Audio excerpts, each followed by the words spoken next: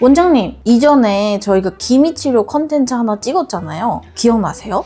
네네, 그랬죠. 근데 이게 기미에 대한 치료를 찾아보니까 기미약에 대해서도 얘기가 많더라고요. 이 기미약 어디서부터 어떻게 하면 좋을까요? 오늘 그럼 기미약에 대해 한번 얘기를 해볼까요? 기미약이 좀 어렵게 느껴지는 이유는 정보가 좀 너무 많아서 그런 것 같아요. 근데 핵심은 비교적 간단합니다. 먼저 이제 첫 번째로 바르는 약은 무엇을 쓰느냐보다 어떻게 사용하느냐가 더 중요한 것 같고요. 두 번째로 먹는 약은 누구한테나 필수가 아니라 조건이 맞는 사람에게 유리한 옵션이라고 보면 될 것 같아요. 그리고 이제 이 두 가지를 어떤 순서로 어떤 기간으로 가져갈지 정리하면 선택에 도움이 되실 거예요. 바르는 기미약부터 먹는 기미약까지 현실적으로 어떻게 쓰는 게 깔끔할지 정리해 드릴게요.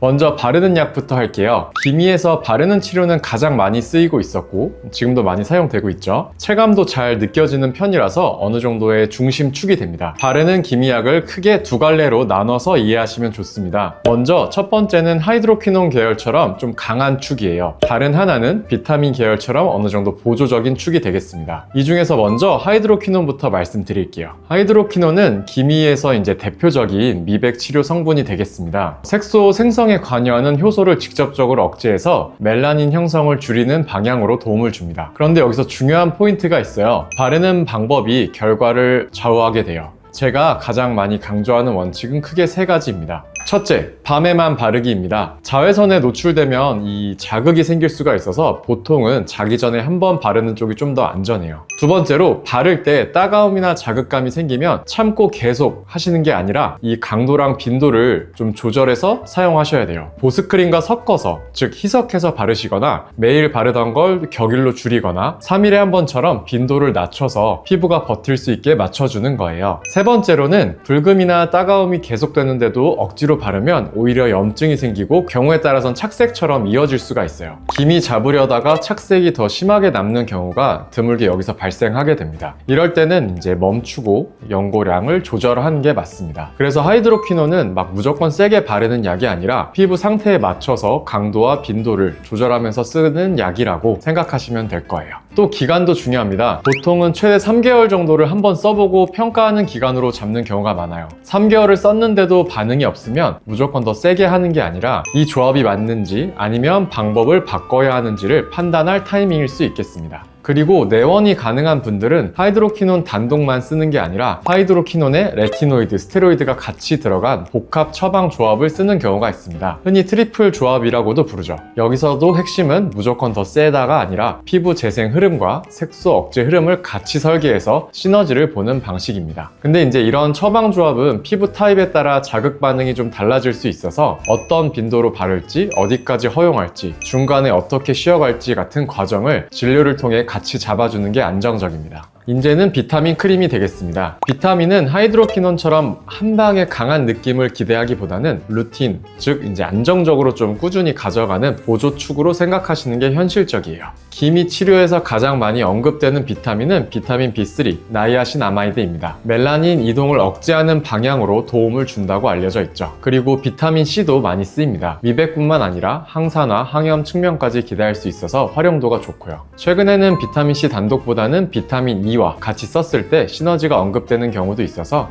C와 E의 조합을 고려하는 분들도 있습니다.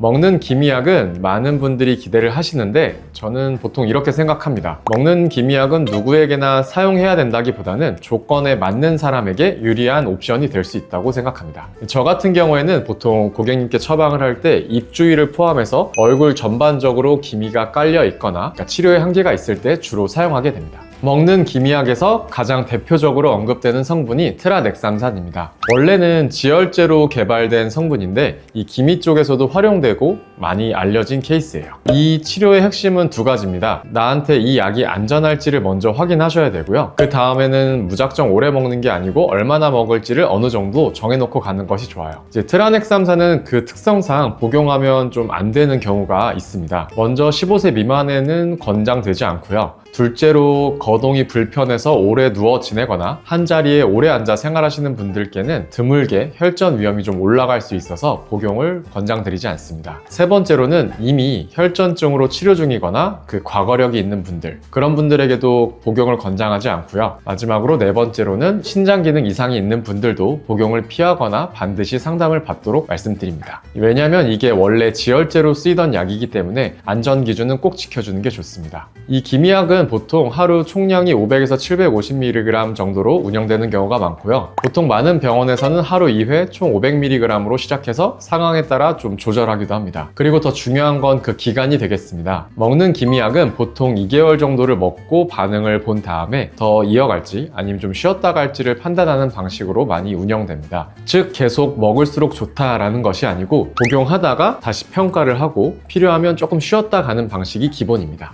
원장님, 그러면 병원에서 받는 처방약이랑 약국에서 파는 차이는 뭘까요?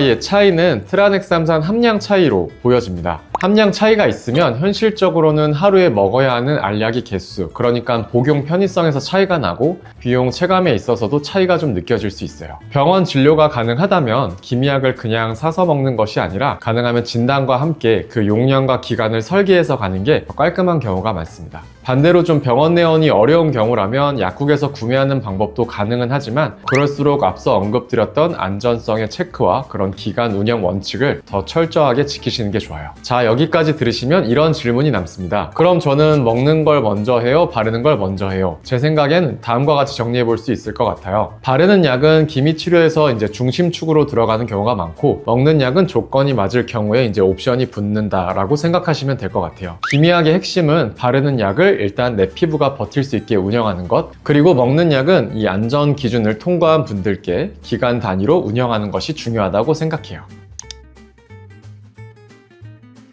오늘은 기미약에 대해서 정리해 드려 봤는데 어떠셨나요? 기미약은 여러 가지 제품이 있지만 그런 제품 하나하나의 이름보다 내 피부에 맞게 무리 없게 쓸 수 있도록 강도와 빈도를 조절하는 방식이 결과에 더 큰 영향을 미친다고 생각합니다. 오늘 영상이 기미약을 고르시는 데 도움이 되셨으면 좋겠습니다. 감사합니다.